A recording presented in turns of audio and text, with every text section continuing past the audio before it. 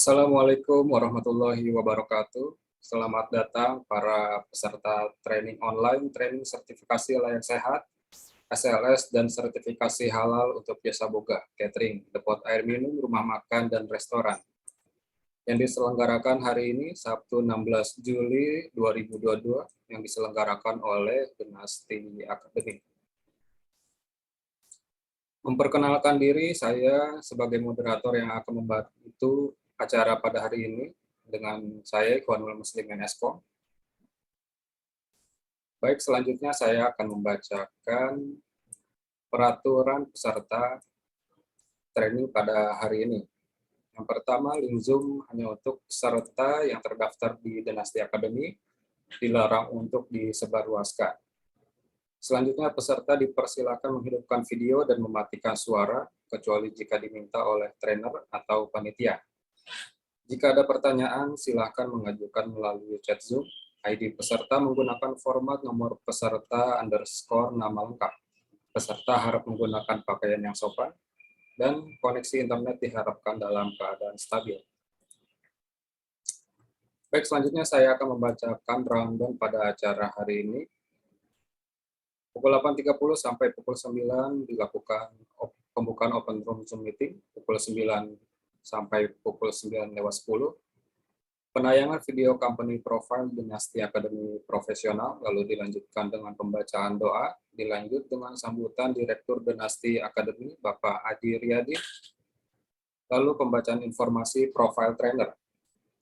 Pukul 9.10 sampai 10:10 akan dilaksanakan sesi 1 dengan materi sertifikat layak sehat, hygiene sanitasi, pukul 10:10 sampai pukul 10.25 akan dilaksanakan sesi tanya jawab. Pukul 10.25 sampai pukul 10.30 virtual break. Pukul 10.30 sampai 11.45 dilaksanakan sesi 2, simulasi audit SLS self assessment. 11.45 sampai pukul 12. Tanya jawab pukul 12 sampai pukul 13, istirahat. Pukul 13 sampai pukul 14 dilaksanakan sesi 3 dengan materi 5 kriteria sistem jaminan produk halal SJPH dan implementasi SJPH. Pukul 14 sampai pukul 14.15 tanya jawab, pukul 14.15 sampai pukul 15.15 dilaksanakan sesi 4 dengan materi khas 23.000 tematik. Pukul 15.15 sampai 15:20 virtual break. Pukul 15.20 sampai pukul 15.35 dilaksanakan tanya jawab. Pukul 15.35 sampai 15.50 kuis. 15.50 sampai pukul 16 dilaksanakan foto bersama dan penutup. Baik, selanjutnya saya akan membacakan informasi tutor untuk pada training pada hari ini dengan Ibu Asti Rosalia Hadini STPMA, yang alhamdulillah beliau sudah hadir di tengah-tengah kita. Beliau lahir di Tangerang 26 Juli 1980. Beliau menempuh pendidikan S2 Ilmu Administrasi Publik di ISMI Setiami, Jakarta. Menempuh pendidikan S1 Teknologi Pangan di Universitas Shahid Jakarta sebagai tutor di Dinasti Akademi. Sebagai senior konsultan di Dinasti Konsultan, sebagai managing director di PT Dinasti Arsvia Profesional, sebagai pendamping proses produk halal BPJPH di BPJPH, Badan Pemeriksa Jaminan Produk Halal Kemenag RI, dan P3JPH UIN Syarif Hidayatullah Jakarta, sebagai Nasional Koordinator Bidang Sistem Jaminan Produk Halal, dan juga Nasional Koordinator Bidang Sistem Manajemen Keamanan Pangan Indonesia ISO Export Association atau IEA. Tak lupa saya mengingatkan kepada para peserta untuk memastikan selalu menjaga hygiene dan sanitasi personal, jaga jarak personal jika diharuskan untuk meeting, konsultasi dan visit, selalu sediakan alkohol atau hand sanitizer, periksakan diri ke dokter jika ada gejala demam, batuk pilek, sakit tenggorokan, sakit kepala, sesak nafas, muntah-muntah, karantinakan diri Anda, hindari keramaian, lapor kepada pimpinan, hentikan diri kita sebagai virus carrier, dan selalu memakai masker agar kita terhindar dari COVID-19. Baik, selanjutnya pembacaan doa. untuk kelancaran acara pada hari ini. Mari kita berdoa sesuai agama dan kepercayaan masing-masing. Berdoa dimulai.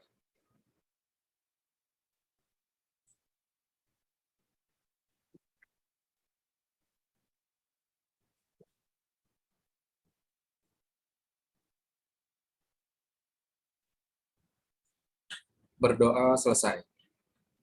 Selanjutnya sambutan dari Direktur Dinasti Akademi Bapak Adi Riyadi.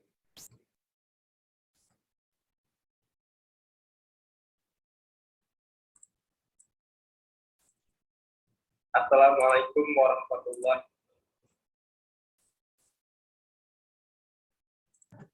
wabarakatuh. Assalamualaikum warahmatullahi wabarakatuh.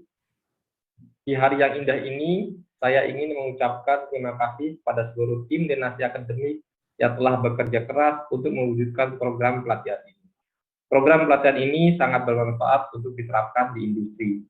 Kami ucapkan terima kasih pada seluruh peserta yang telah hadir di acara ini, dan dengan mengharap keridhaan dari Allah Subhanahu wa Ta'ala, kami berharap kegiatan ini dapat memberikan manfaat bagi kita semua. Amin ya rabbal alamin. Assalamualaikum warahmatullahi wabarakatuh.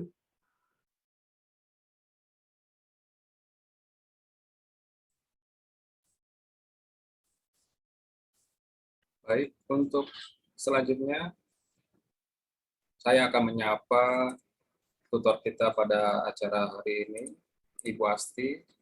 Selamat pagi, Ibu Asti. Selamat pagi, Alhamdulillah. Mas Muslim. Apa Apa kabar? kabar? Suara saya terdengar? Suara Ibu terdengar bagus, Bu. Oke.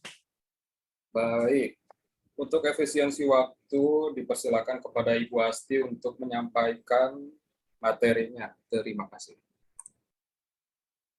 Baik, terima kasih. Apa kabar Bapak dan Ibu?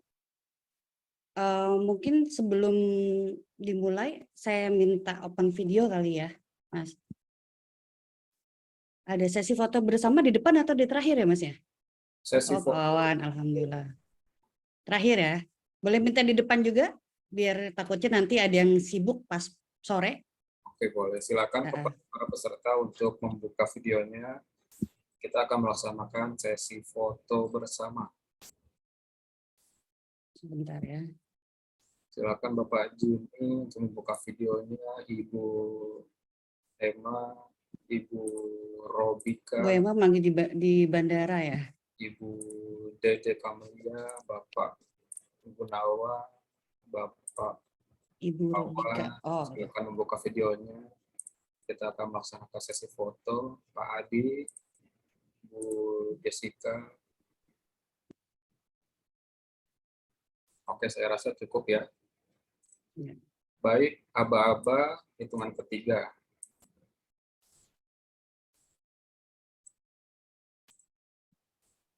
Oke, siap semua. 1, 2, 3. Bentar, saya simpan terlebih dahulu.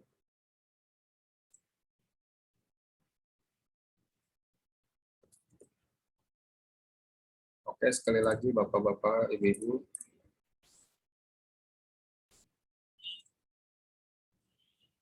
Oke, 1, 2, 3. Oke, cukup. Oke. Baik. Terima kasih Mas Fikri. Sama, Bu Ini Asti. udah langsung saya ya? Langsung, Ibu. Ya. Selamat pagi. Assalamualaikum warahmatullahi wabarakatuh. Bapak dan Ibu, apa kabar? Sehat semuanya ya? Alhamdulillahirrahmanirrahim. Wassalatu wassalamu ala asrofi anbiya'i wal mursalin wa ala alihi wa sahbihi ajma'in.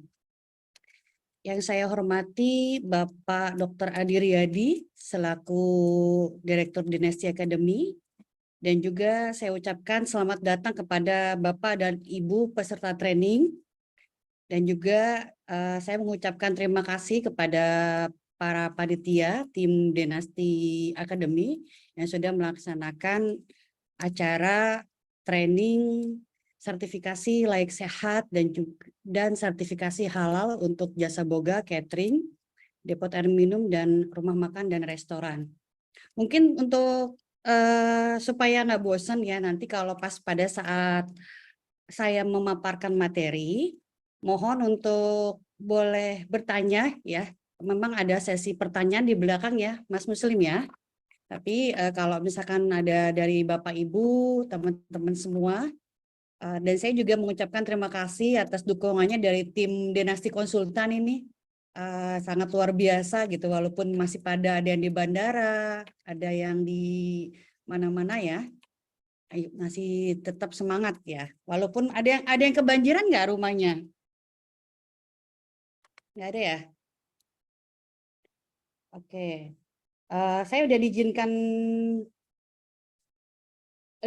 untuk share materi ya Mas ya?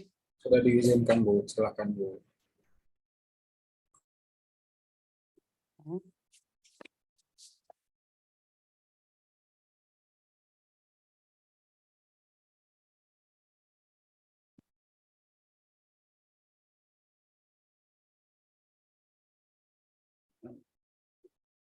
Sorry. Ini kok double ya? Saya ini dulu ya. Saya boleh menyapa satu-satu dulu kali ya Pak Muslim ya, buat lebih mengenal terlebih dahulu. Ibu Lisia Rahmaningrum. Ibu Lisia, dengar suara saya Bu? Iya, Oh ya, boleh open video Bu? Oh ya, oke Ibu Lisia. Ibu Lisia, mungkin saya pengen tanya backgroundnya Ibu dari mana ya Bu Lisia ya? saya dari teknologi pangan juga, Oh oke. di Universitas Sahid juga. Oh, ini ya Bu Ida ya berarti ya. Iya, Dari Gudeg Bu Citra ya berarti ya. iya. Kemudian Ibu Robi siapa ini? Ibu Robika Nurzamsi. Ada ya Ibu Robi ya? Oke lagi sibuk ya. Ya ada Bu. Oh, ya apa kabar Bu? Ya alhamdulillah Bu sehat. Oh, Ya. sehat ya. Baik, berikutnya ada Bapak Jimmy Adriansyah. Apa kabar Pak Jimmy? Alhamdulillah sehat, Pak baik Jimmy. Bu. Alhamdulillah ya. Alhamdulillah. Masih hujan Pak di sana Pak? Masih Bu, belum berhenti ini Oh, hujannya. berarti sama ya hujannya ya. Atat, iya. Baik, di sini ada Bapak Wawan Somala. Pak Wawan? Kayaknya Pak Wawan lagi sibuk juga. Kita ke Ibu Dede Kamilia. Ya, Ya, sehat? alhamdulillah sehat. Oh, sehat. Alhamdulillah. Ya. Kemudian di sini ada Bapak Ainul Yakin. Sehat, Bu. Oh, sehat, Pak. Tetap semangat ya, Pak ya. Siap. Kemudian ada Ibu Ida Sufrida. Ibu Ida. Iya, Bu. Assalamualaikum Ya, warahmatullahi Waalaikumsalam wabarakatuh. wabarakatuh. Ya, berikutnya ada Bapak Gunawan. Pak Gunawan. Ya, selamat pagi Bu. Assalamualaikum warahmatullahi wabarakatuh. Waalaikumsalam warahmatullahi wabarakatuh. Kemudian di sini ada Ibu Hema Herawati. Oh, Bu Hema lagi di jalan ya. Baik. Pak Adi Riyadi, sehat Pak Adi? Oh iya, mau boarding boleh. Silakan Bu Hema. Baik Bapak dan Ibu, untuk mempersingkat waktu saya akan memaparkan materi. Apakah sudah terlihat atau belum? Sudah terlihat, tapi masih di editor PowerPoint-nya belum di slideshow. Oh belum? Ini sudah Bentar di ya. slideshow. Sudah? Tadi sudah, Bu. Oh sebentar, saya ulang lagi ya. Karena ini mohon maaf kalau nanti ada kemungkinan jaringan agak buruk karena di sini juga hujan besar. Bentar.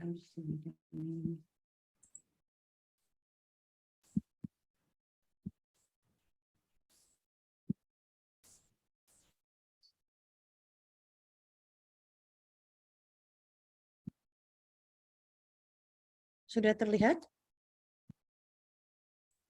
Mas, sudah terlihat Mas Muslim? Sudah terlihat. Oke, sudah di Oke. Sudah ya? Baik, Bapak dan Ibu yang saya hormati, izinkan saya untuk belajar bersama. Ya, jadi saya juga sama-sama belajar karena kami sebagai konsultan itu terus belajar ya. Ini adalah profil singkat saya yang sudah disampaikan oleh Mas Muslim tadi pada saat perkenalan ya di awal. Oke. Kemudian saya akan menyampaikan kenapa panitia? Kenapa Mas Muslim? Halo? Suara saya terdengar Bapak Ibu? Terdengar, Bu. Terdengar ya. Ya. Di sini saya mau tanya di antara Bapak dan Ibu teman-teman semua ada yang sudah punya OSS atau belum? Ada yang sudah punya? Saya Ya. belum, Bu. Belum. Buat dulu ya berarti ya. Oh, Insya Allah oke, kalau udah Bu. jadi. Ini siapa yang jawab tadi? Aku nggak bisa ngeliat ini soalnya. Cuma dengar suaranya aja. Ya, baik. Misalkan di sini Ibu Lisya ya. Kalau Ibu Lisya sudah punya usaha, biasanya sudah punya NIB ya Bu Lisya ya? Sudah ada NIB-nya ya? Belum, baru mau bikin. Oh, belum baru mau bikin ya. Iya. Padahal cabangnya udah di mana-mana ya. Jangan lupa. Tiap cabang beda. Oh, setiap cabang beda. Aduh, hati-hati nanti dengan halalnya ya. Iya. Dengan satu nama tapi cabangnya beda-beda, hati-hati ya. Kita berawal dari untuk SLS dulu ya. Di sini OSS berbasis risiko wajib digunakan oleh pelaku usaha kalau Bapak dan Ibu masuk di kategori UMK atau usaha mikro kecil, baik perorangan maupun badan usaha, Bapak dan Ibu bisa lihat ya di kolom persyaratan ya. Di sana apa saja sih yang dibutuhkan. Jadi misalkan Ibu Lisya gitu ya mau buat, atau Bu Robika atau Bu Ida misalkan ya. Di sini ada persyaratannya. Materi sudah dikirimkan oleh panitia ya biasanya, ya Mas Muslim ya. Berikutnya, jika nanti Bapak dan Ibu akan mendaftar OSS, dipastikan dulu berapa modal kerjanya, ya. Dipastikan dulu. Kenapa? Karena dari modal awal kerja itu kita bisa tahu kategori kita masuk di area yang mana. Contoh, misalkan kita masuk untuk UMK ya di sini, tapi karena di sini rumah makan dan depot air minum itu masuk di kategori usaha kecil ya, bukan di usaha mikro. Untuk usaha berbasis OSS itu ada 4 tingkatan. Yang pertama resiko rendah ya. Itu diperlukan hanya berupa izin NIB saja. Kemudian ada resiko menengah rendah atau kita sebut MR. Yang diperlukan adalah izin NIB dan juga sertifikat standar berupa pernyataan mandiri. Kemudian resiko menengah tinggi itu ada izin NIB plus sertifikat standar yang diverifikasi oleh badan terkait, misalnya kementerian atau lembaga atau pemerintah daerah. Dan juga yang terakhir adalah resiko tinggi. Ya, untuk resiko tinggi ini diperlukan ada 3 perizinan, yaitu nomor izin berusaha, kemudian ada izin yang disetujui oleh kementerian, lembaga, dan pemerintah, plus sertifikat standar jika dibutuhkan. Kemudian bagaimana sih Bu kita supaya tahu usaha kita ini masuk kategori yang mana gitu ya.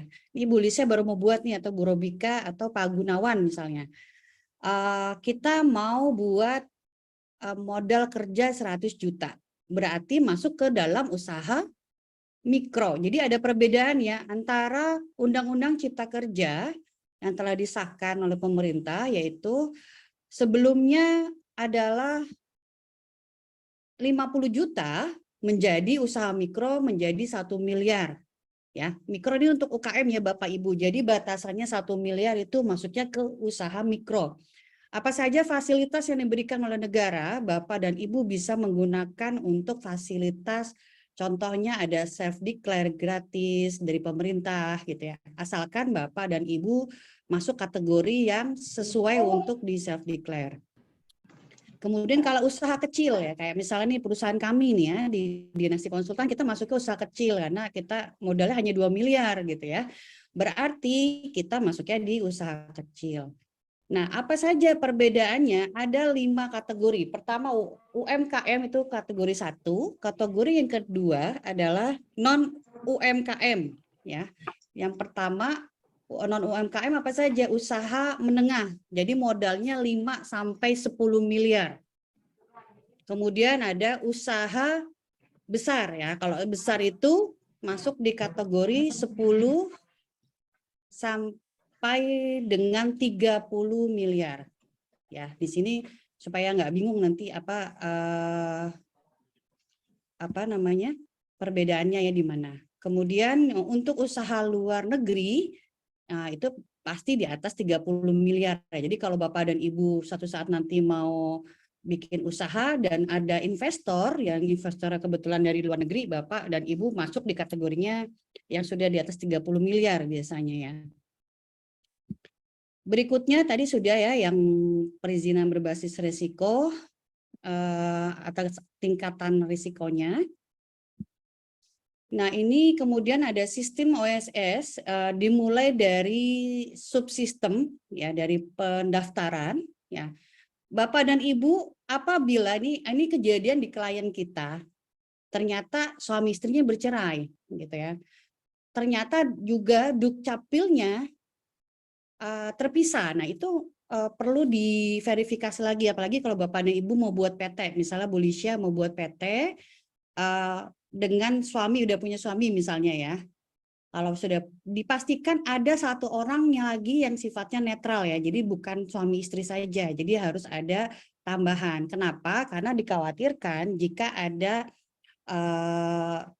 ada masalah, akhirnya berimbas juga di perusahaan yang kita buat gitu ya. Apa saja yang validasi dilakukan? Pada saat ini OSS itu melink ke seluruh sistem perizinan. Jadi misalkan saya belum bayar pajak nih misalnya, itu harap bayar pajak dulu. Oh iya, ternyata saya belum bayar lapor pajak nih SPT tahunan. Itu tidak bisa ngebuka di OSS, tidak bisa mendaftar. Kemudian KTP-nya ganda, itu juga sama, harus divalidasi dulu di Dukcapil.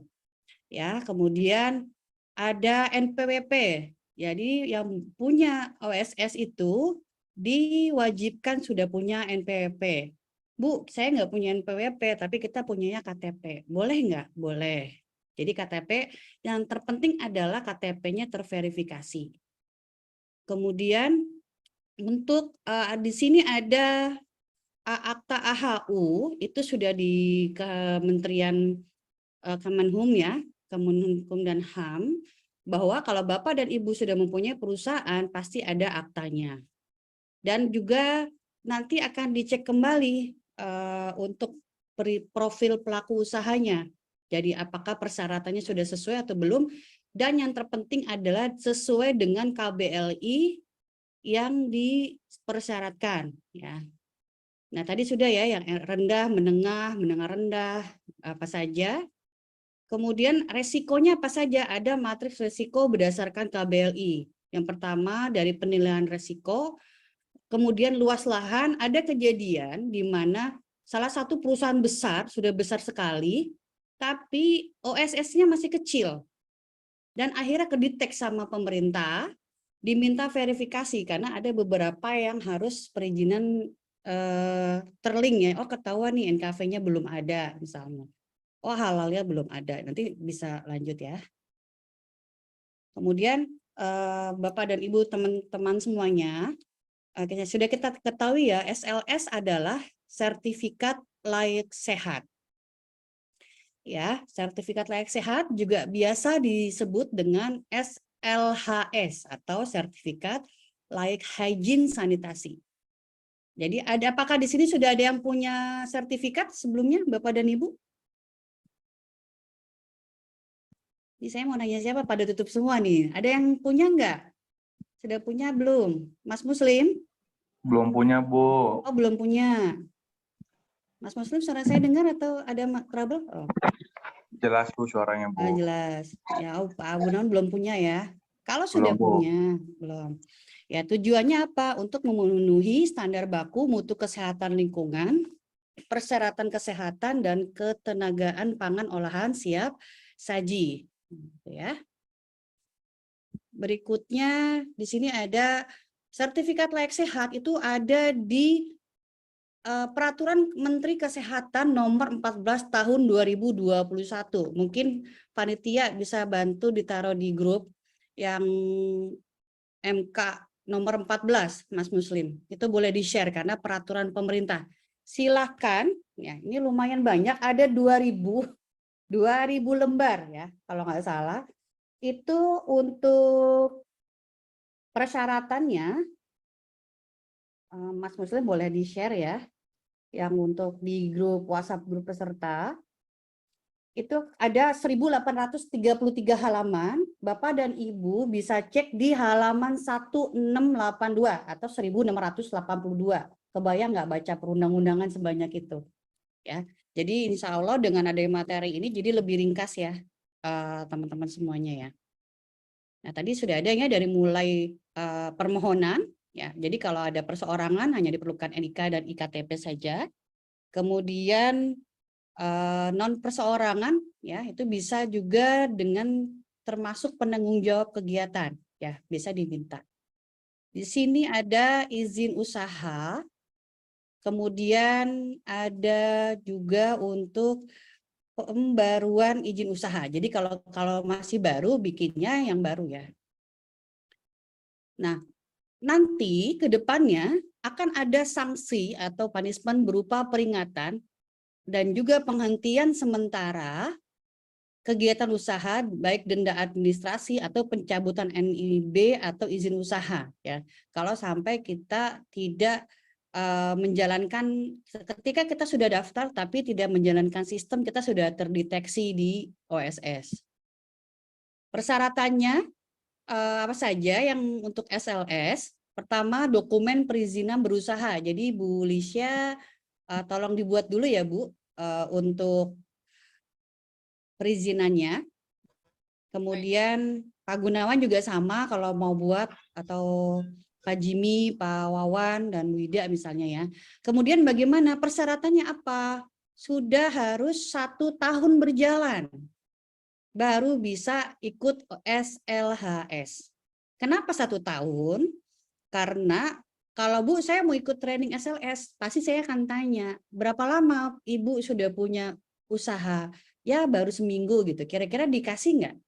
Karena belum tentu, kalau udah 1 tahun, pastinya sudah lebih stabil ya, oh kita udah mantep nih usaha kita di bidang restoran misalnya. Kemudian kalau untuk perpanjangan, menggunakan SLS yang masih berlaku, dan diperpanjang paling lama 3 bulan sebelum masa berlaku berakhir. Jadi masa sertifikasi SLS itu 3 tahun ya Bapak Ibu. Jika ada perubahan nanti saya akan sampaikan kembali, karena setiap saya lebih berhati-hati ketika bicara tentang sistem perizinan. Karena bisa jadi hari ini kita training, siang ini sudah berubah. Itu terjadi pada saat waktu halal ya. Kami sedang ada pelatihan halal, ternyata logo langsung berubah gitu ya. Kemudian persyaratan perpanjangan sesuai dengan pemenuhan persyaratan standar layak sehat akomodasi. Ya. Kemudian di sini ada persyaratan sarana. Kalau untuk teman-teman yang di industri pasti sudah paham apa saja sih yang diperlukan. Tetapi buat Bapak dan Ibu yang masih newbie atau baru mulai, dari kita bisa lihat dari bangunan, lantai dinding, atap, langit, dan tempat lobi atau tempat sampah dan pengolahan limbahnya. Kemudian yang kedua, peralatan paling sedikit, misalnya perlengkapan yang digunakan untuk pengaturan udara, instalasi air dan listrik ya, dan juga instalasi pemadam kebakaran. Kemudian perlengkapan pertolongan pada kecelakaan dan keadaan darurat, paling sedikit itu penanganan luka, oksigen set, dan ada tanduk ya. Ini tapi boleh opsional ya, nanti kalau tergantung dari tadi tingkatan resiko dari perusahaan Bapak dan Ibu. Ya. Kemudian di sini apa saja sih persyaratan khusus atau persyaratan teknis produk, proses atau jasa? Bapak dan Ibu setelah mempunyai usaha harus memenuhi persyaratan kesehatan. Nanti ada form IKL, Mas Muslim minta tolong ditaruh juga di grup untuk form IKL ya. Ada di grup aja, itu ada Word. Nanti saya tidak akan memberikan post test, tetapi agak lebih berat ya, tolong diisi IKL-nya. Wah, lebih berat lagi ya. Kenapa? Karena diharapkan Bapak dan Ibu, teman-teman semua bisa pada saat nanti dibutuhkan sudah tahu kalau mau SLS mau apa dulu sih gitu ya. Misalnya Pak Jimmy ya, Pak Jimmy besok mau buat bantu-bantu misalnya temennya yang punya restoran boleh, tapi isi IKL dulu ya gitu misalnya ya. Kemudian sebelumnya juga harus mendapatkan penyuluhan keamanan pangan siap saji dan juga pengelolaan pangan olahan siap saji harus menerapkan prinsip hygiene sanitasi pangan ya. Berikutnya tadi kita sudah sampaikan ya, jadi apa saja harus memenuhi persyaratan IKL, inspeksi kesehatan lingkungan sudah ada di grup ya. Kalau yang belum dapat mungkin bisa kontak Mas Muslim ya. Nah, kemudian fasilitas sanitasi yang mendukung hygiene sanitasi apa saja? Nah, dengan memanfaatkan teknologi tepat guna. Ya, di sini ada pemenuhan persyaratan kesehatan atau kita sebutnya IKL. Dari tata letak, kemudian struktur bangunan harus kuat, tidak mudah rusak. Dapur jasa boga wajib terpisah dari dapur keluarga. Kemudian ada juga intensitas pencahayaan. Jadi dari 540 lux ya, kita bilang 50 setara dengan 50 lilin ya. Jadi titik terangnya. Kemudian ada yang 220 pada ruang kerja ya. Itu juga kita kalau ruang kerja kan pasti butuh yang terang. Kemudian juga ada pada area lain yang setara dengan 10 foot candle ya, atau 110 luxnya. Kemudian untuk sarana dan prasarana yang sudah memenuhi persyaratan kesehatan dengan mengisi form IKL ya, jadi nanti ada self assessment, mempunyai fasilitas sanitasi dasar yaitu jamban. Kalau jamban tuh bahasa orang dulu ya, bahasa sekarang tuh toilet ya atau kamar mandi. Saluran pembuangan air limbah yang alirannya lancar dan tertutup, dan juga tempat sampah tertutup. Jadi tempat sampahnya disarankan, bukan disarankan lagi, kalau sudah mau SLS wajib menggunakan yang diinjak, bukan menggunakan pakai tangan. Dan juga ada 2 tempat sampah, organik dan organik ya, itu wajib ada kalau untuk di SLS. Kemudian memiliki dokumentasi jadwal pemeliharaan bangunan dan juga pengendalian hama ya atau binatang pembawa penyakit. Sedangkan untuk sarana penunjang yaitu berupa K3 ya. Peralatan keselamatan dan kesehatan kerja, alarm tanda bahaya. Jadi kalau misalkan ada gempa bumi atau apa itu pasti sudah disiapkan. Karena nanti di form IKL itu tertera ada titik kumpul. Nah, itu persyaratannya ada. Nanti kita akan masuk ke sesi kedua, di situ semua disampaikan. Kemudian ini ada peralatan. Jika untuk peralatan pangan harus dari bahan tara pangan atau food grade. Jadi kalau teman-teman punya box container ya yang isi donat, itu coba dicek ada tara pangannya enggak. Atau mau bawa bekal gitu ya, dicek dulu ada logo sendok sama garpu enggak gitu. Jangan sampai box tempat tempat sabun buat jadi tempat makan. Kan sering tuh dapat hadiah-hadiah. Kita harus cek dulu. Oh, ini ada tara pangannya atau tidak gitu ya. Kemudian untuk memiliki sarana pencucian peralatan, ya. Dan juga untuk hygiene sanitasi kalau untuk dam, ya depot air minum harus memenuhi ketentuan sesuai dengan peraturan Menteri Kesehatan, ya. Jadi ada hygiene sanitasi khusus untuk depot air minum. Nanti akan saya sampaikan di slide selanjutnya. Penilaian kesesuaian itu dilakukan secara mandiri oleh pelaku usaha dengan cara self assessment atau mengaudit perusahaannya sendiri, ya. Jadi nanti Bapak dan Ibu setelah mengikuti pelatihan dari Dinas Kesehatan atau dari asosiasi, kita biasanya bekerja sama dengan APJI, ya, Asosiasi Jasa Boga, gitu ya. Mereka yang bisa mengeluarkan sertifikasi untuk pelatihan keamanan pangan, ya. Selain dari Dinkes, tapi nunggunya lama. SLS itu sebenarnya yang lama adalah nunggu waktu training. Kalau yang lain kan bisa dengan dari dinasti kita training bisa, atau dari perusahaan lain, ya, masih bisa diakui, ya. Tapi kalau untuk SLS wajib dari Dinas Kesehatan atau Kementerian Kesehatan dan juga asosiasi yang sertifikasinya ditandatangani oleh pejabat yang berwenang. Kemudian hasil pemeriksaan kualitas air, ini ada kejadian gitu, ya. Ternyata ngambil air aja, mungkin Bu Ida tahu, ya Bu Ida, ya. Ngambil air aja bisa berulang-ulang kali. Berarti ada yang salah nih dengan toren kita, toren air atau sistem drainase atau juga piping, mungkin sudah lama tidak pernah di maintenance gitu, ya. Kemudian ada inspeksi kesehatan lingkungan melalui verifikasi secara langsung. Jadi auditnya tidak boleh online. Jadi kalau self assessment wajib offline atau wajib melihat secara langsung. Karena self assessment masa kita sama perusahaan sendiri pakai online, ya, gitu. Tapi kalau dari pihak kedua atau pihak ketiga itu nanti mengikuti aturan yang berlaku. Kalau lagi COVID lagi tinggi kayak kemarin itu agak susah, ya. Jadi inspeksinya mereka by online.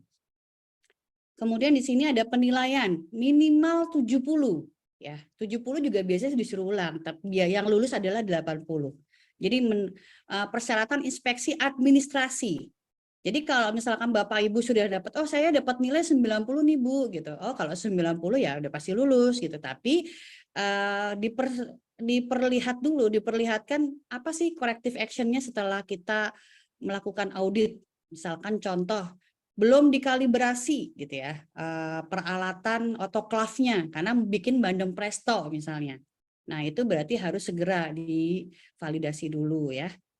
Kemudian dari hasil pemeriksaan pengujian contoh air, makanan minuman juga harus memenuhi standar baku mutu dan sesuai dengan undang-undang.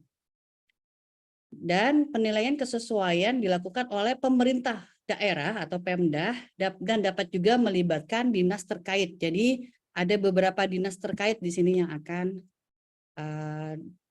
disampaikan untuk mengeluarkan sertifikat SLS.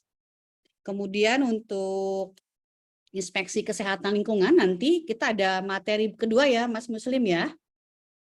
Halo, Mas Muslim, ya. Di materi kedua nanti kita akan mengisi IKL, ya, form IKL. Nah, sampai di sini ada yang bingung nggak nih? Ini apa Bu? Kenapa merah-merah gitu, ya? Misalnya, kenapa merah-merah misalnya, ya? Karena ada dampak bahaya risiko awal, ya. Ada probabilitas terjadinya kejadian yang berulang. Jadi di sini nanti teman-teman, apakah ada kejadian nggak? Contoh misalnya saya masuk di kategori rendah Bu. Nah tapi kecelakaan kerjanya setahun 4 kali, ya berarti hati-hati nih, ya karena probabilitasnya hampir pasti terjadi dalam setahun 4 kali. Nah udah pasti udah tinggi, ya, misalkan di sini baru 3. Nah kemudian apa saja yang itu termasuk juga luka, ya, misalnya kena pisau, itu wajib dicatat, ya Bapak Ibu, ya.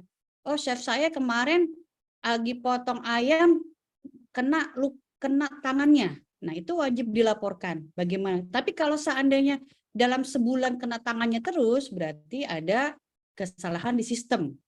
Jadi biasanya dievaluasi kembali itu cooknya atau kokinya ya, atau chefnya misalnya. Kemudian di sini ada tahapan penentuan perizinan berusaha ya, dari mulai tingkat rendah, dari tingkatnya rendah, menengah tinggi sampai dengan tinggi. Ada beberapa tipe pengawasan. Ya, oke. Ada yang bingung nggak KBLI apa sih gitu? Ada yang tahu nggak KBLI? Halo? Halo, Bapak Ibu, suara saya terdengar? Terdengar Bu Asti. Ya, Mas Muslim tahu nggak KBLI apa aja sih KBLI? Kelompok barang apa KBLI? Ada yang tahu nggak? Boleh di chat ya, boleh dijawab di chat. Kalau ada yang tahu nggak gitu? Nah, nggak tahu ya? Oh ya sudah. Jadi adalah ini kelompok yang ada, kelompok barang dan juga jasa sesuai dengan NIB-nya, misalnya 56110. 56110 ini untuk restoran. 56290 itu untuk penyediaan jasa boga periode tertentu. Sedangkan untuk 56210 ya jadi jasa boga untuk satu event tertentu. Dan 11052 itu untuk industri air minum isi ulang. Jadi misalnya contoh nih Ibu Lisha, apa namanya? Kalau bisa semua KBLI ini dibuka ya Bu. Atau misalnya tadi yang belum punya siapa? Pak Gunawan misalnya. Atau Pak Jimmy. Ya betul Ibu Lisha, klasifikasi bahan baku lapangan usaha Indonesia. Betul. Ya berikutnya, nanti jangan lupa ya Bapak Ibu kalau kita sudah masuk ke ranah jasa boga, semuanya di cover ini. Ya kalau bisa ya. Kemudian juga ada yang untuk rumah atau warung makan, ya 56102. Nah, ini bukannya nomor voucher ya, tapi nomor KBLI. Kemudian kedai makanan di 56103, 5622104, ya untuk penyediaan makanan keliling tempat tidak tetap. Jadi dia bawa gerobaknya keliling-keliling komplek misalnya atau keliling-keliling kampung. Kemudian juga ada restoran dan penyediaan makanan lainnya. Ya. Kita masuk di KBLI 5610 yang untuk Bapak dan Ibu yang sudah punya restoran atau yang akan membuat waralaba. Ya, ini jangan lupa KBLI-nya didaftarkan ya Ibu. Nah, jasa boga ada 2 golongan. Yang pertama golongan B atau menengah. Berapa banyak? Pelayanannya di atas 750 porsi per hari pesanan. Contohnya apa? Kita lagi musim haji nih. Nah itu persyaratannya harus kategori golongan B. Boleh nggak Bu golongan lain? Boleh saja, tapi dipastikan masuk ke golongannya. Kemudian apa saja? Oh saya rumah sakit Bu. Rumah sakit di golongan menengah atau golongan B ya. Nanti dicek di form IKL-nya itu juga di golongan B-nya. Kemudian ada golongan C atau skala besar. Biasanya itu untuk pesawat udara. Dan juga kebutuhan alat angkutan umum internasional ya. Biasanya dari ada kapal pesiar gitu ya. Atau pesawat yang juga keluar negeri yang diwajibkan di golongan C. Berikutnya ada di KBLI 56210 ya. Ini untuk catering. Ada yang punya catering nggak di sini atau dadak-dadakan deh gitu. Siapa ya catering? Misalnya Bu Ida punya catering Bu Ida? Bu Ida lagi di jalan ya? Nggak punya, Bu. Nah, kan punya kan sering bikin itu kan buat apa? Sodako atau Jumat Berkah. Itu event tertentu masuknya. Ya, saya doain ya, Bu, biar Amin. Iya. Jadi jasa boga golongan A. Jadi golongannya masuk apa sih saya? Golongan A. Golongan A itu mikro atau skala kecil. Pelayanannya kurang dari 750 porsi per pesanan, ya. Berikutnya ada di KBLI sama ya, ini untuk di 56210. yang di atas 750 porsi ya. Oke. Nah, ini untuk golongan C tadi juga sama, melayani kebutuhan alat angkutan umum dan pesawat udara. Sebelum kita menginjak lebih lanjut, ada beberapa istilah dan definisi yang harus Bapak, Ibu, dan teman-teman pahami terlebih dahulu. Nah, di sini ada toko roti nggak? Ada yang punya toko roti? Ibu Robika ya? Bu Robika bekerja di perusahaan roti ya, Bu Robika ya? Iya, Bu. Iya. Jadi pangan olahan siap saji sudah diolah dan disajikan di tempat usaha atau di luar tempat usaha, baik itu jasa catering, hotel, restoran, rumah makan, toko roti, atau ada kantin dan sebagainya ya. Kemudian itu kita harus cek dulu nih, pangan olahan siap saji berarti bukan bahan baku ya, tapi bahan yang sudah diolah dan siap disajikan kepada customer atau konsumen.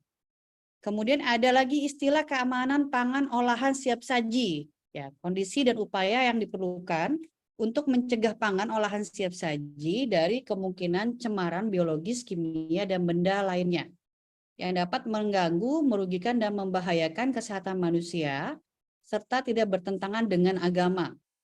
Ya, jadi kalau nanti Bapak dan Ibu masuk di halal ini wajib ya, karena ada beberapa batasan yang terkait dengan kehalalan produk ya.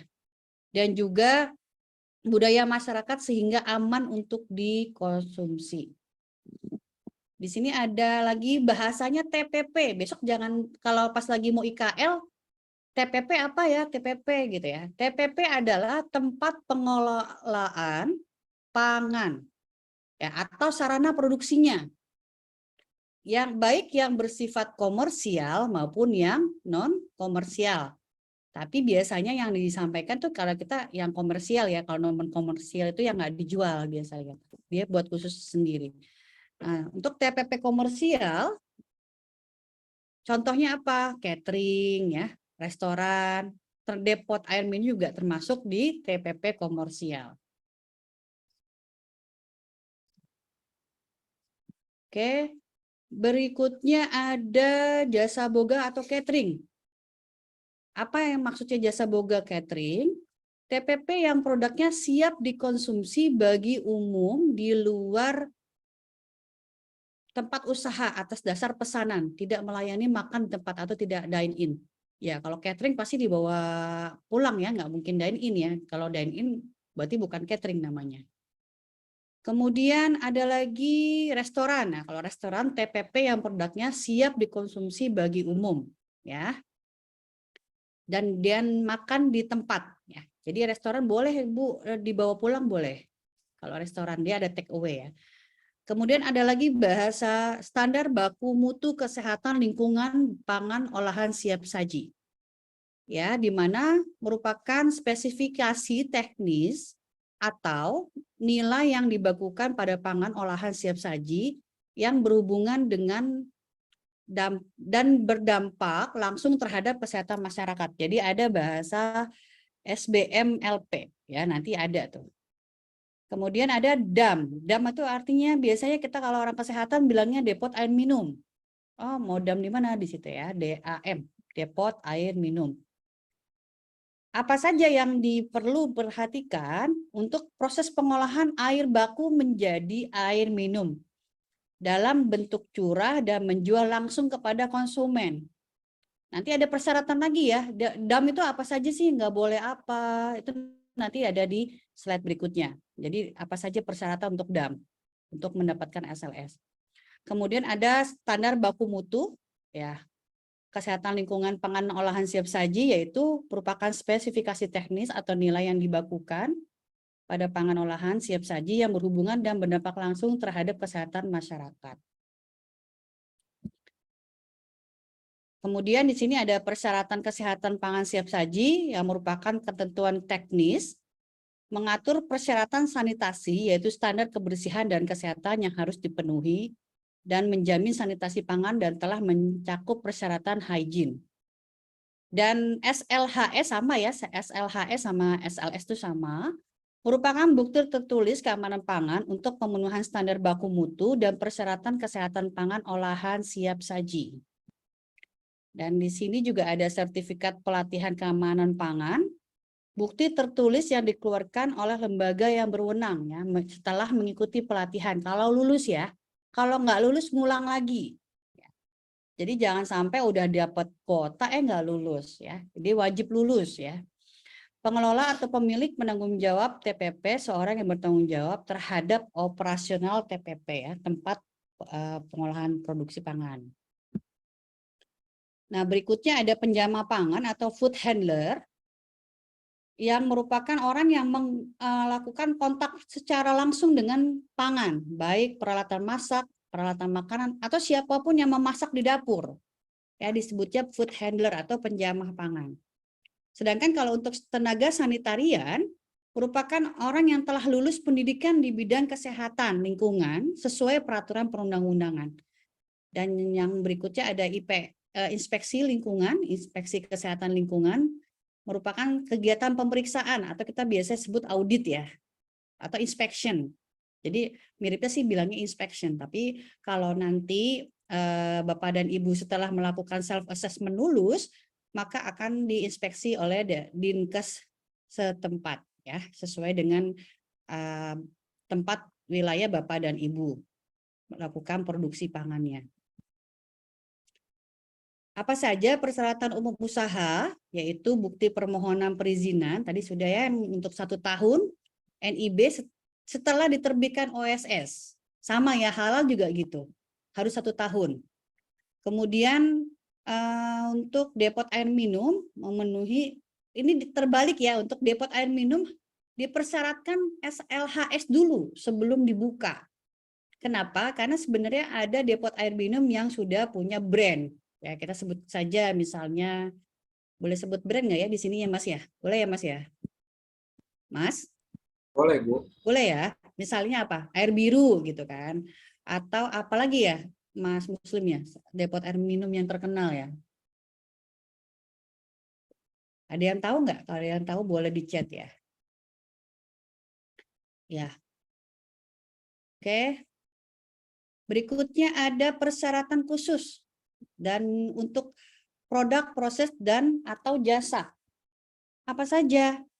Yaitu merupakan hasil uji laboratorium untuk pemenuhan standar baku mutu kesehatan lingkungan atau kita sebut SBMKL ya, untuk pangan. Apabila pangan olahan siap saji itu harus sebelumnya juga harus sudah uji laboratorium dulu ya. Sekarang peraturan terbaru untuk hasil uji analisa laboratorium itu 1 bulan ya Bapak Ibu. Hati-hati, karena kalau lebih dari 1 bulan disuruh ulang lagi. Ini kejadian di klien kami. Jadi kalau dulu kan 1 tahun ya, kalau sekarang sudah 1 bulan gitu. Ya. Parameter biologi yang diuji apa saja Bapak Ibu? Ya, pastinya bakteri patogen ya.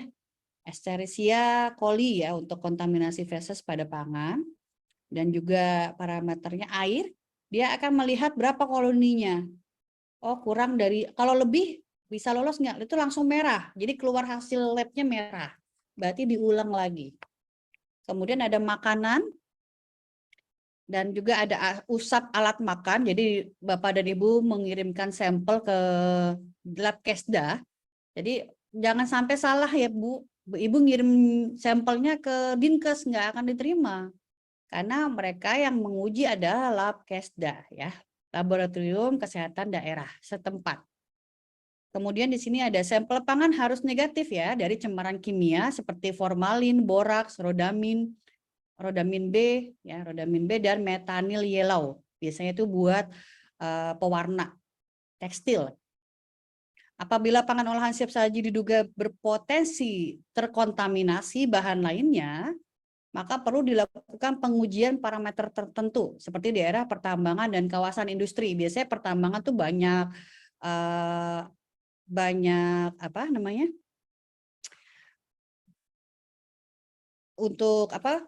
Saya jadi ini nih. Kalau misalkan kita banyak pencemarannya, ya. Tercemar, apa sih pencemarannya? Oh, dari cerobong asap, gitu. Airnya kotor, bekas cucian limbah, ada beberapa.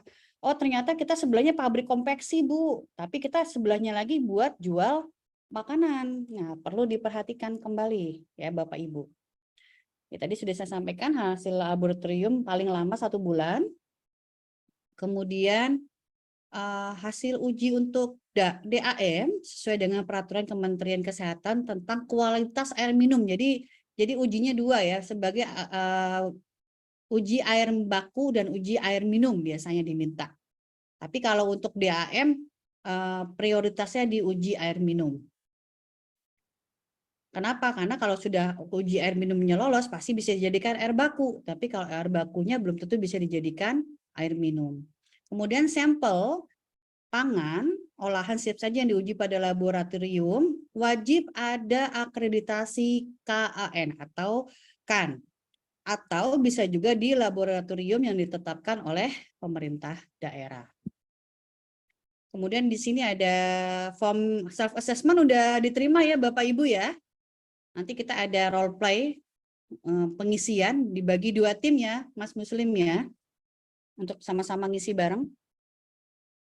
Kemudian di sini ada persyaratan kesehatan khusus, yaitu depot air minum. Mas Muslim, saya waktunya sampai jam berapa ya? Takutnya nanti ini nih lewat. Waktunya sampai pukul 10 lewat 10, Bu. Oh, oke. Ya, di sini ada proses pengolahan air minum di depot air minum. Apa saja yang dilakukan dari awal penampungan air baku, kemudian ada penyaringan atau filtrasi, dan disinfeksi dan pengisiannya. Air baku terdapat bukti tertulis nota pembelian air baku dari perusahaan pengangkutan air atau sertifikat sumber air. Biasanya suka ada tuh dari yang bawa air gunung gitu ya. Dan untuk produk depot air minum sesuai dengan persyaratan kualitas air minum. Ya. Kemudian di sini ada wadah. Nah, ini kebanyak nih. Kemarin sempat kejadian kena BPOM ya. Jadi ada beberapa perusahaan air mineral ya, bukan depot, tapi mereka kena RBA-nya untuk bahan kemasnya. Jadi kalau teman-teman disarankan, suaranya bocor, Mas? Ada suara bocor? Minta tolong, Mas, ada. Jadi Bapak dan Ibu kalau beli air isi ulang jangan yang tipis ya, tapi yang tebal ya. Kita sebut beberapa perusahaan ada tujuannya sih hanya untuk sekali pakai, tapi namanya golongan masyarakat membutuhkan zaman COVID seperti ini biasanya tetap saja dipakai ulang. Itu jangan ya, karena nanti ada resiko terutama untuk toksin ya yang bisa menyebabkan tubuh kita menjadi tidak sehat. Jadi DAM ini peraturan yang wajib dilakukan. DAM hanya diperbolehkan menjual produk secara langsung kepada konsumen di lokasi depot dengan cara mengisi wadah yang dibawa oleh konsumen atau disediakan di depot. Nah, itu udah pasti ya. Kemudian apalagi dilarang memiliki stok produk air minum dalam wadah yang siap dijual. Jadi nggak boleh ada stoknya itu mereka ditaruh di galon-galon. Nah, itu tidak boleh. Kemudian hanya diperbolehkan menyediakan wadah tidak bermerek atau wadah polos. Boleh nggak Bu, depot air minum misalkan dia wajib membuat labelnya kan boleh Bu. Ya, itu biasa dipakai di tisu. Ya, tapi persyaratannya tidak boleh galon yang ada labelnya. Kemudian untuk memeriksa wadah yang dibawa oleh konsumen dan dilarang mengisi wadah yang tidak layak pakai. Jadi tuker ya sama yang jelek misalnya. Kemudian juga harus melakukan pembilasan atau pencucian dan sanitasi wadah dan dilakukan dengan cara yang benar. Tutup wadah yang disediakan oleh DAM harus polos, tidak boleh bermerek.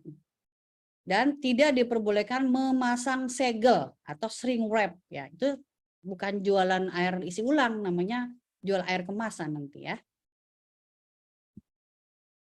Oke, berikutnya di sini ada pemenuhan ketenagaan pengolahan, yaitu wajib memiliki sertifikat pelatihan sertifikat misalnya ada Bapak Ibu di luar kota, Bu saya kemana? Ke Dinkes setempat ya Bapak Ibu ya. Berlaku lintas daerah, jadi kalau pelatihannya itu di Bekasi, tapi kita punya rumah tempat makannya di Tangerang, boleh nggak Bu? Boleh.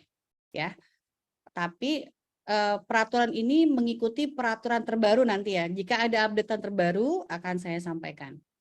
Kemudian ada juga selain bisa menggunakan sertifikat pelatihan, Bapak dan Ibu dan teman-teman bisa menggunakan sertifikat kompetensi yang dikeluarkan oleh BNSP ya. Kemudian pemenuhan ketenagaan ya, pengelolaan atau pemilik penanggung jawab TPP dan penjamah pangan. Ini kunci ya Bapak Ibu ya. Kalau Pak Jimmy misalnya, Pak Jimmy punya karyawan tukang masaknya ada 4 orang, berarti berapa ya yang wajib mendapatkan sertifikat pelatihan? Berapa orang Pak Jimmy? Pak Jimmy? 2 mungkin ya. Ya betul, bukan mungkin. Minimal 2 plus 1 owner. Jadi ownernya wajib ikut training juga. Nah kalau misalkan di sini Ibu Robika golongannya A. Karyawan Ibu itu ada 3 orang. Jadi kira-kira berapa ya, Bu? Ibu Robika ada? Ya, Ibu punya jasa golongan A misalkan. Masih kecil ya, bikin catering kecil-kecilan misalnya. Ibu-ibu PKK pesen bakso misalnya. Itu 20, ada 3 nih Ibu punya karyawan yang masak. Kira-kira yang perlu dapat sertifikat pelatihan berapa orang?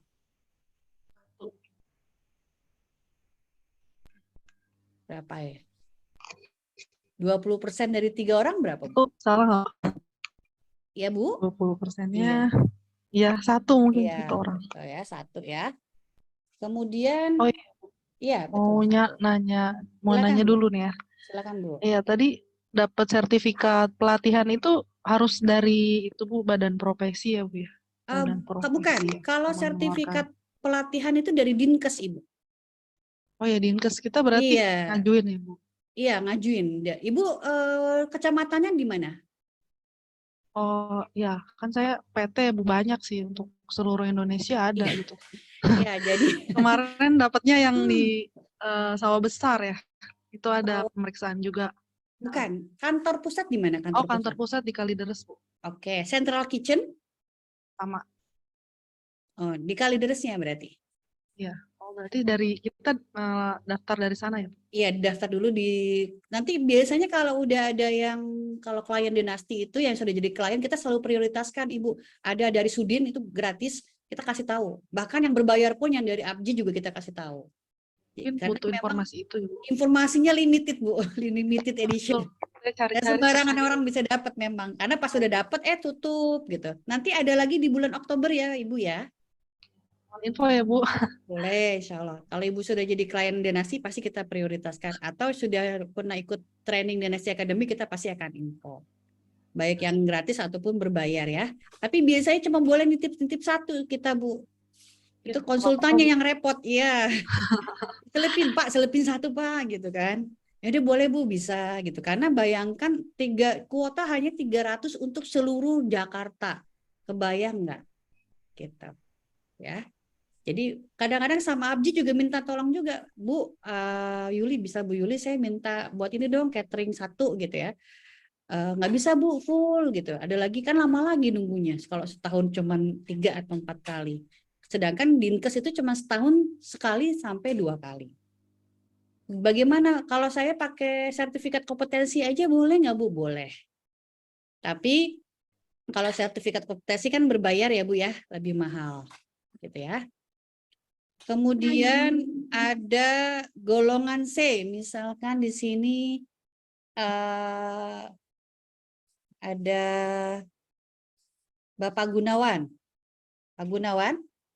Pak Gunawan ada? Ya, siap, Pak Bu. Gunawan ceritanya punya jasa boga golongan C. Ingat golongan C apa tuh? Apa lagi itu? Tuh, golongan besar, yang besar, yang buat pesawat terbang. Nah, itu wajib wajib seluruhnya harus memiliki sertifikat ini. Betul. Iya. Oke, ya terima kasih Pak. Ya, kemudian ada Pak Ainul nggak? Pak Ainul ada di sini? Pak Ainul lagi Ada, sini? Bu. Pak Ainul punya depot air minum.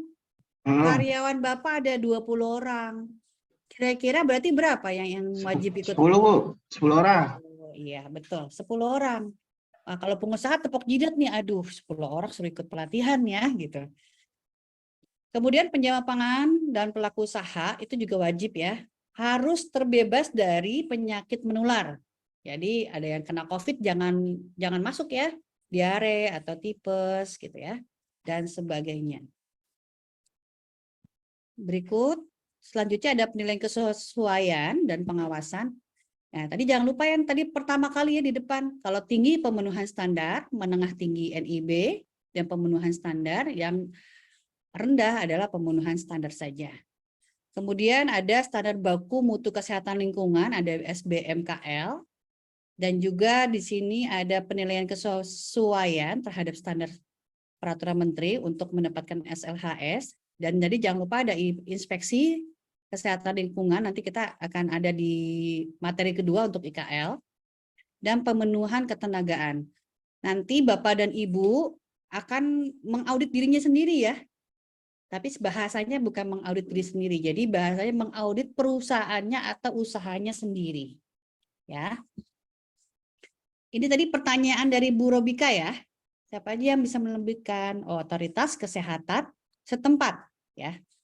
Kemudian Bu, saya punya TPP di pengoboran lepas pantai, contohnya ya. Berarti itu merupakan otoritas dari departemen terkait ya. Ada, kita lihat dulu nih di lintas mana nih si pengoborannya. Misalkan deket Natuna misalnya, berarti ya daerah Natuna gitu ya. Kemudian untuk wilayah kota, di sini ada Ibu Zain. Ibu Zain apa kabar? Bu Zain, dengar suara saya tidak? Oh, kayak Bu Zainnya lagi repot ya. Saya ke Ibu Dede. Bu Dede ada? Oh, nggak ada juga. Ya udah. Ibu Lisya? Ibu Lisya masih monitor? Oh, nggak ada juga. Mas Muslim aja ya, Mas Muslim ya. Mas Muslim, besok kita punya klien nih. Berarti dia harus mendapatkan nilai apa nih Mas supaya bisa lulus self assessment-nya? Lulus self assessment menurut saya harus A, Bu. Ya. Oh, kalau punya klien harus A. Itu berapa nilai minimalnya? Berapa? 80 lah. Betul ya. Jadi memenuhi syaratnya nilainya minimal 80. Kalau 70 tadi dia bisa lulus tapi biasa suruh ulang lagi. Ya. Untuk restoran yang berada dalam satu manajemen hotel, misalkan Bapak Ibu punya hotel, ternyata kita ada di situ di dalam hotel, berarti maka SLHS restorannya merupakan bagian dari SLS akomodasi atau SLS hotel. Jadi SLS itu banyak, ada buat hotel, rumah makan, bahkan diskotik juga ada, tempat wisata, banyak ya. Kemudian di sini pemberitahuan TPP yang sudah memiliki SLHS wajib dipajang ya, dipasang, dicantumkan tempat yang mudah terlihat. Biasanya kita pakai X-banner atau kita menggunakan untuk foto ya, bingkai foto. Dan harus mencantumkan nomor SLHS-nya pada tempat wadah. Jadi kayak misalnya gudeg Bu Citronya sudah punya SLHS nih, berarti ditempelin ya di kemasan pangannya. Kemudian di sini untuk pengawasan tadi sudah ya, sama untuk kategori risiko TPP-nya. Kemudian untuk Dinkes tadi ya sudah juga yang untuk pesawat terbang dapat menugaskan tenaga pengawas kesehatan. Kemudian melalui kegiatan pendidikan dan pelatihan teknis advokasi, pembinaannya dengan cara sosialisasi di dalam BIMTEK ya, bimbingan teknis.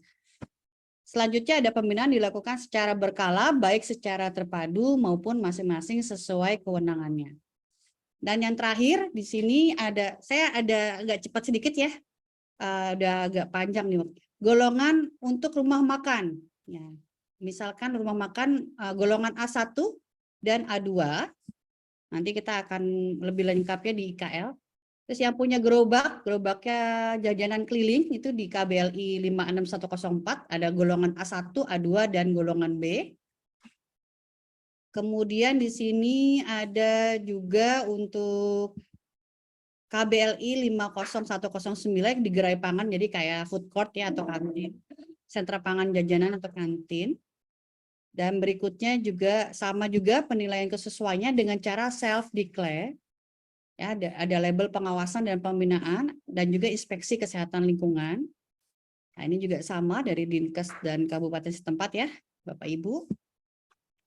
Pengawasan ada otoritas kesehatan bandara, otoritas kesehatan pelabuhan, lintas batas darat negara, dan juga untuk label dikeluarkan oleh Dinkes. Dan untuk pelatihan penyuluhan keamanan pangan siap saji, sertifikasi penyuluhan dikeluarkan oleh Kemenkes atau pemerintah daerah provinsi atau Pemda di kota setempat, Bapak dan Ibu. Ya, pastikan bahwasanya di pengawasan itu akan ada label pembinaan berlaku untuk satu lokasi TPP. Dan juga untuk unit pelaksana teknis UPT, seperti rumah sakit atau balai pelatihan dan sebagainya, pembinaan diberikan oleh pemerintah daerah, yaitu lembaga seperti contohnya lembaga permasyarakatan atau di terminal kelas A ya, yang kelas yang tinggi. Nah, sedangkan untuk penyelenggaraan pelaksanaan pengawasan ada pemberian label. Nanti contohnya seperti ini ya, Bapak Ibu. Ya, jadi sebelah kanan atas ada logo germasnya. Germas ya, bukan gemes ya, germas, Gerakan Masyarakat. Kemudian sebelah kirinya ada logo Kementerian Kesehatan Republik Indonesia. Stiker pembinaan diberikan kepada misalnya toko roti, misalnya. Memenuhi persyaratan atau tidak, nanti diperiksa tanggal berapa dan pejabatnya siapa untuk penandatanganan. Ya, kemudian juga ini sama untuk inspeksinya. Sedangkan untuk evaluasi ada termasuk dari jumlah pengunjung juga sama diinspeksi karena kita melihat 750 porsinya ya masuk ke di kategori berapa. Kemudian di sini ada ukuran label yaitu tadi saya 10 cm dikali 17 cm. Yang tadi ya sudah ada logonya dan masa berlakunya 2 tahun. Ya. Pembinaan sama seperti untuk KBLI yang awal dengan kegiatan BIMTEK dan sosialisasi dan juga dilakukan secara berkala ya, bisa 1 tahun sekali dan sebagainya. Dan yang perlu Bapak Ibu ketahui, untuk sistem pelaporan terintegrasi secara elektronik ya Bapak Ibu di Imanef bukan Imani. Imanef itu ya itu sistem dari Kementerian Kesehatan yang dilakukan untuk program evaluasi pembinaan dan pengawasan. Apa saja yang diupload, yaitu data hasil IKL, data kejadian luar biasa apabila keracunan pangan, data SLS, data sertifikat sistem manajemen keamanan. Misalkan Bapak Ibu sudah buat kategori besar ya, itu ada HACCP dan ISO 22000. Ini yang terakhir untuk pengaduan ada di hotline, ya hotline service. Ya, oke. Selesai Mas Muslim. Kita diskusi. Terima kasih Ibu Asti atas pemaparan materinya, sangat bermanfaat dan baik sekali. Ya, silakan kepada para peserta yang ingin pertanyaan. Ini sepertinya ada dari Ibu Lisya. Ibu, saya ingin bertanya dalam pengisian OSS berbasis resiko, bagaimana cara mengetahui apakah usaha kita masuk dalam tingkat low risk, medium risk, dan high risk? Apakah dengan melihat produk atau bahan pangan apa yang kita pakai, dan siapakah pihak yang menentukan tingkat resiko ini? Terima kasih. Silakan Ibu Asti. Terima kasih Mas Muslim. Ibu Lisya ada bisa open mic atau open video? Ibu Lisya ada? Ya. Baik Ibu Lisya ya. Tadi berdasarkan apa? Yang pertama adalah pengakuan kita. Kita masuk di kategori apa? Oh saya modalnya cuma 500 juta Bu. Oh enggak 500 juta, dia 50 juta. Berarti masuk kategori mikro. Tetapi produk yang Ibu buat adalah produk yang tinggi. Apa saja yang low risk sama high risk sama medium itu kita mengacu kepada standar Badan POM dan juga standar Dinas Kesehatan ya Bapak Ibu. Contoh, Ibu mau tanya apa? Produk yang medium risk sama high risk itu karena kita misalnya restoran masuknya kategorinya sebenarnya low risk ya, masuknya medium. Tapi modal usaha Ibu 10 miliar, berarti di situ udah banyak para pekerja, kemungkinan kontaminasinya lebih tinggi, masuknya di kategori. Jadi berdasarkan OSS ya Bu Lisya. Iya. Nanti besok ke Ibu kalau mau buat OSS, pastikan dulu Ibu bekerja sama dengan notaris ya Ibu ya. Iya, baik. Nanti not-notnya adalah nomor KBLI yang sudah saya sampaikan. Misalkan nomor KBLI Ibu jualan gudeg ya misalnya. Berarti mau bikin restoran juga, plus misalkan mau untuk diekspor. Nah, itu berarti udah masuknya beda, bukan kategori restoran lagi, tapi kategori pangan olahan. Masuknya ke Badan POM. Bu, saya mau dibikin kaleng. Ya, itu udah masuk kategori high risk. High risk apa saja nanti materinya berbeda karena itu masuknya program manajemen risiko. Nanti pada saat NIB mungkin Mas Muslim bisa tolong dibantu NIB kita ya, di-share. Jadi nanti Ibu Lisa bisa lihat kita masuk kategorinya mikro, atau kategori kecil. Nah nanti pada saat mungkin pertama kali buka NIB, udah bisa belum Bu? Udah pernah nyoba Udah sih. pernah nyoba. Udah keluar nomornya? Belum. Oh belum. Waktu itu websitenya kayaknya ada masalah, jadi saya nggak bisa masukin beberapa data. Oh oke. Ketemu nggak? Ya contoh ya. Nih ini kami ini NIB-nya Dinasti ya. Pastikan teman-teman semua ya. NIB itu ke bawah aja Mas, ke bawah. Ada KBLI ya. Nah stop Mas ke atas dulu. Nah ada logo birunya di atas lagi Mas. Stop ya. Balai Sertifikasi Elektronik ya Ibu ya. Ini yang terbaru ya. Nah kita tahu bagaimana Bu klasifikasinya, contoh misalkan kita jualan susu ya. Oh ini masuk kategorinya rendah karena cuma dagang. Contoh lagi ada perindustrian nggak, kita buka nggak ya Mas ya? Coba turun lagi Mas. Yang agak tinggi ada nggak? Yang tinggi itu turun lagi. Nggak ada ya. Stop. Perdagangan besar misalnya untuk kosmetik kita jualan berarti menengah ke tinggi. Jadi yang menentukan di OSS ya Bu Lisa ya. Iya. Nah, terus ada lagi nggak Mas? Nah, yang tinggi. Nah, ini kita ya bimbingan konseling kita tinggi karena ada data operasionalnya, ada izin. Terus apalagi? Oh, jasa nih, jasa IT ya. Jadi kelihatan di sini. Ada beberapa contohnya. Bu, saya kategorinya rendah, tapi Ibu berada di kawasan industri. Nah, itu OSS ngebaca Bu, verifikasi. Mungkin nggak kategorinya mikro, rendah, tapi kawasannya industri.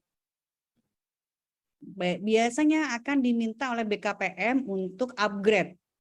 Ya, dari situ kita bisa tahu bedanya. Sampai di sini sudah cukup jelas atau belum, Bu Lisya? Silakan kalau mau tanya lagi. Baik, terima kasih atas jawabannya. Oke, makasih ya Bu Lisa, sama-sama. Ada lagi nggak Bapak dan Ibu atau teman-teman yang mau ditanyakan? Silakan. Ingin menanyakan pertanyaannya. Oh, Bu Robika. Apakah sertifikasi yang wajib dilakukan di resto atau catering jika tidak melakukan SLS bagaimana Bu? Oke. Sertifikasi yang wajib dilakukan di resto atau catering jika tidak melakukan SLS. Bu Robika bisa dibantu maksud dan tujuannya apa Bu? Saya khawatir salah persepsi. Ya, Bu. Jadi misalnya kita udah punya banyak resto misalnya atau F&B, tapi dia ada yang punya SLS, ada yang tidak punya gitu. Oke, Jadi itu kepentingannya nanti di mana ya gitu, oke. pengaruh gitu.